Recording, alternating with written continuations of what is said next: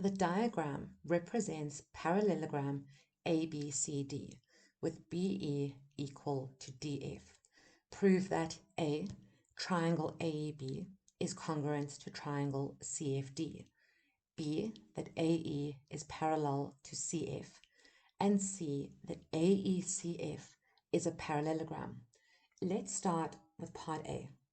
Prove that triangle AEB is congruent to triangle CFD.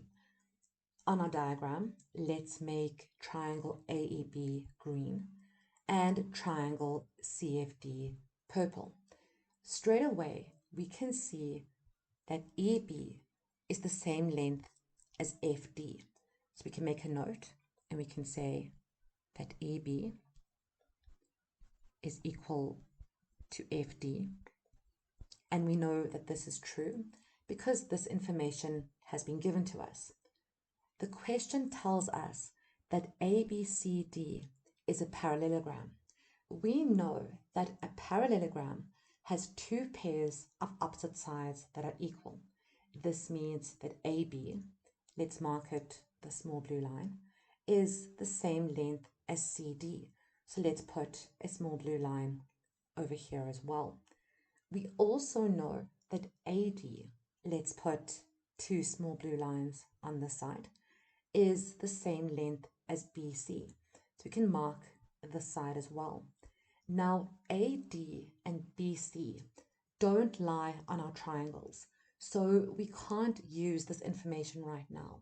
But AB lies on the green triangle AEB, and CD lies on the purple triangle CFD. These are corresponding sides. So we can make a note that AB is equal to CD. And as our reason, we say because the opposite sides of parallelogram ABCD are equal. Now, we don't know anything about side AE or CF. So let's look at angles. To prove that two triangles are congruent, we can use two pairs of corresponding sides and one pair of corresponding angles.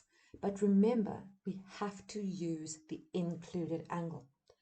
In the green triangle AEB, we are considering side EB and side AB. So angle B is the included angle in this diagram. Let's make it blue. In triangle CFD, we are considering side FD and side CD. So D is the included angle. So let's make it blue as well. To prove that these triangles are congruent, we need to prove that angle B is equal to angle D. We know that we can use angle relationships to prove equal angles. The parallelogram ABCD has two pairs of parallel sides. We can see that AB is parallel to CD. So let's put a blue arrow over here and a blue arrow over here as well. We also know that AD is parallel to the opposite side BC. So let's put two small blue arrows on AD and on BC as well. BD is the transversal line that touches parallel lines AB and CD. On the diagram, we can see that angle B and angle D are alternative angles. We need to be specific when writing angles. From the diagram, we can see that angle B sits between AB and BE. So we can say that angle ABE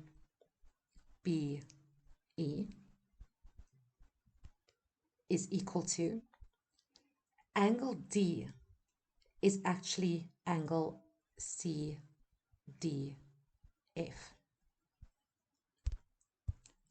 These are alternative angles because AB is parallel to CD. And we know that this is true because the opposite sides of parallelogram ABCD are parallel. Now we have two pairs of corresponding sides that are equal, and one pair of included angles. So we can say that triangle AEB is congruent to triangle CFD.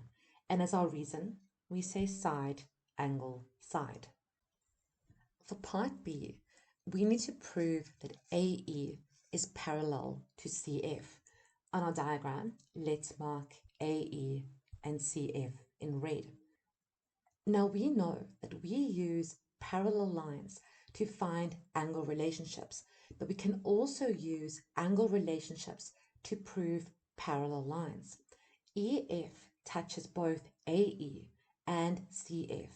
So if AE is parallel to CF, EF will be our transversal line. Let's make it green. Now angle E, let's make it yellow. And angle F, let's make it yellow as well, sit inside the Z shape. So these are alternative angles. We know that if two lines are parallel, then alternative angles are equal. So if we can prove that these alternative angles are equal, we can prove that AE is parallel to CF. Now, we don't know the sizes of any of these angles, but remember that we can use the answers to one part of a question to help us solve the next part. In part A, we've just proven that triangle AEB is congruent to triangle CFD. This means that every pair of corresponding sides and every pair of corresponding angles are equal. We've said in our previous videos, don't be scared to draw on the diagrams. And we found that this helped when working with characteristics of different quadrilaterals. In these videos, I can change the colors of different lines and of different angles, so we can focus on different parts of the diagram. Then I can simply make the diagram black again and pick another part of the diagram to focus on. But on paper, especially in an examination, you cannot clear away colored lines you've drawn or colored angles you've marked down. A quadrilateral has between 6 and 8 characteristics, and in questions like this, you may have to work with more than one quadrilateral in the same diagram. If you mark down too much information on your diagram, you may battle to see which information applies to which shape, and this can lead to confusion. So when marking information down on your diagram, only mark the information that will help you towards the answer of your current question. You can always make side notes for information you may need to use later. With this in mind, let's look at our two congruent triangles. We already have a lot of information on our diagram. I'm not going to draw the two triangles in again. So let's simply make a note that triangle AEB is congruent to triangle CFD. We proved this in part A. We don't need to prove it again. So as our reason, we say proven above. Let's quickly mark the corresponding pairs of equal angles and sides of our triangles on our diagram. We know that AE is the same length as CF. So let's put a small purple line on these two sides. EB is the same length as FD, and we already have these two black lines marked for us. AB is the same length as CD, and we mark this in part A. Now we can look at corresponding angles. We know that angle A is the same size as angle C, so let's mark these two angles down in purple. Angle E is the same size as angle F, but be careful here. Angle E sits inside triangle AEB, which is actually angle AEB, so let's make it green. Angle F, that sits in triangle CFD, is actually angle CFD, so let's mark this angle down in green as well. Finally, angle B is the same size as angle D, and we mark these angles on our diagram in part A. And now let's look at angle E and angle F. Here at angle E, we have the green angle inside triangle AEB and the yellow angle we're trying to find. Then at angle F, we have the green angle inside triangle CFD and the yellow angle we're trying to find. Angle E and angle F both sit on the straight line BEFD. So we can make a note that BEFD is a straight line. We know this is true because this is a diagonal in parallelogram ABCD. This means that this whole section of angle E, let's call it angle BEF, is equal to 180 degrees. And this whole section of angle F, let's call it angle DFE, is also equal to 180 degrees. Now, angle E is made up of the green part of the angle inside the triangle and the yellow part we're trying to find. So we can say that angle BEF is equal to the green part, angle BEA, plus the yellow part, angle AEF. We can also see that angle F is made up of the green part of the angle and the yellow part we're trying to find. So now we can say that the whole of angle DFE is equal to the green section, angle DFC, plus the yellow section, angle CFE. Now we have learned in this course that if two equations are equal to the same value, then the equations themselves are equal as well. We know that BEA plus AEF is equal to angle BEF. And we know that angle DFC plus angle CFE is equal to angle DFE. But we also know that angle BEF and DFE are both equal to 180 degrees. So we can now see that these two equations are equal as well. So now we can say angle BEA plus angle AEF is equal to this part of the equation, angle DFC plus angle CFE. In the diagram, we have marked angle BEA in green over here, and we've marked angle DFC in green as well, because these are corresponding angles in our congruent triangles, and we know that they are equal. So we can make a note, and we can say that angle BEA is equal to angle DFC. And as our reason, we say because triangle AEB is congruent to triangle CFD. We don't need to prove this again, so we can just say proven above.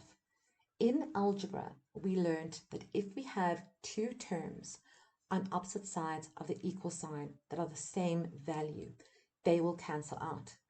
We know that angle BEA is the same size as angle DFC, so these will cancel out. Now, on the left, we have angle AEF, write it over here, which is now equal to the angle on the right, CFE.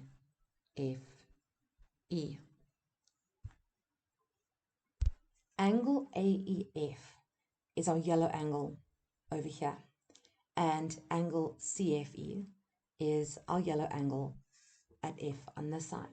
And we have now proven that these angles are equal. So we now know that AE must be parallel to CF because our alternative angles are equal. Let's put a small purple arrow on AE and 1 on CF to show that these sides are parallel. Prove that AECF is a parallelogram. Let's make our whole shape red. Now, in our introductory video to proving quadrilaterals, we said that there are 5 ways to prove that a quadrilateral is a parallelogram. We can prove that both pairs of opposite sides are equal, or we can prove that both pairs of opposite sides are parallel, or we can prove that both pairs of opposite angles are equal, or we can prove the diagonals bisect, or we can prove that one pair of opposite sides are equal and parallel. Now, in AECF, we don't have enough information about the interior angles, so let's take this out of our list. AECF only has one diagonal, so we can't use bisecting diagonals either. So to prove that this is a parallelogram, we have to use equal and parallel sides. On the diagram, we can see that AE is the same length as FC. And in part B, we proved that AE is also parallel to FC. So now we can say that AE is equal to FC. We know this is true because we found that triangle AEB is congruent to triangle CFD. We've already proven this, so we can say proven above. We also know that AE is parallel to FC. We proved this in part B, so we simply say proven above. Now we have enough information to prove that AECF is a parallelogram. So as our final answer, we can say AECF is a parallelogram because one pair of opposite sides is equal and parallel.